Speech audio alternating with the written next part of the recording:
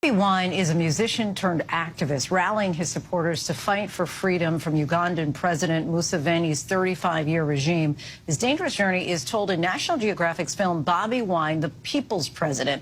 ABC News' Ariel Reshef sat down with the presidential candidate and his wife.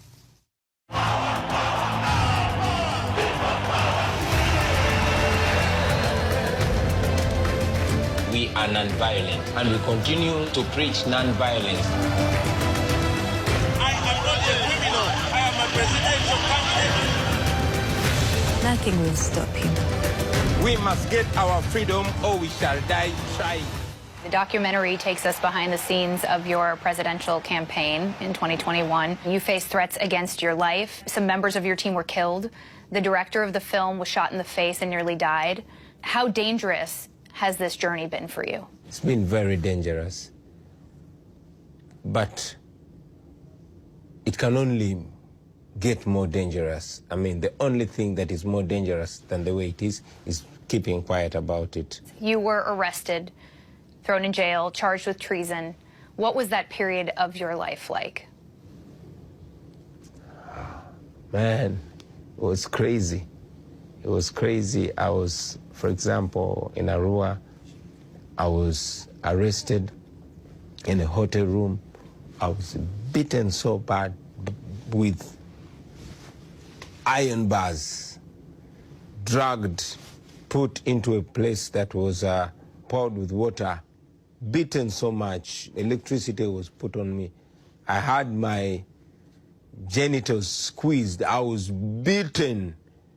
My wife was able to see me. She was one of the very few Ugandans that came together with the European Union ambassadors. She could not recognize me. What did you think when you first watched the documentary? Only a small fraction of the violence was shown. So I felt like the documentary does not do justice to the detail of the oppression back home, of the violence, of the medieval torture. There's only a certain level of violence that can be shown. Violence was too extreme to be depicted. Barbie, you married a pop star who became a politician. Did you ever have any trepidations about Bobby's political career? I never thought Bobby would go into politics. But along the way, I saw signals. He began to get concerned about the things that he never got concerned about. What he's doing is more dangerous than it was in the beginning. The level of fear is more than I have ever had, so it really scares me. President Museveni has been in office since 1986. This film captures your struggle against a government that has had a stronghold on power for decades. Yeah. How difficult is your journey ahead? The journey ahead is difficult.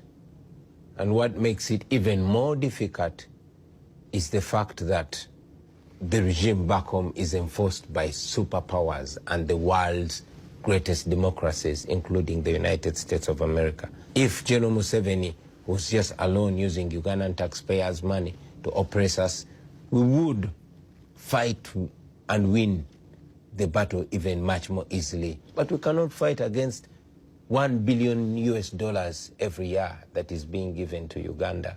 There are a lot of Americans who are struggling to put food on the table. They're busy, worried about what's going on here at home. Why should they watch this film, and why should they care about your story? They should care about our story because it is not only our story, it is their story too, whether they know or they don't know. They are paying for our oppression through their taxpayers' money, and they can stop it. They can petition, they can reach out to their leaders and ask them to change policies. General Museveni ordered the military to take charge and unleashed untold violence. I was put under house arrest. He, using the army, once again declared himself president.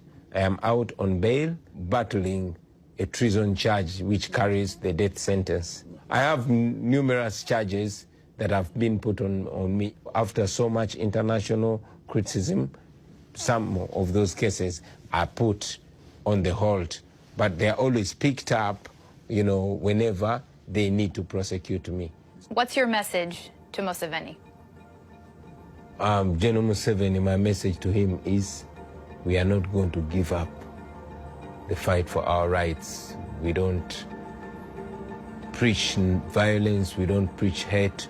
We shall get our freedom or we shall die trying to get our freedom.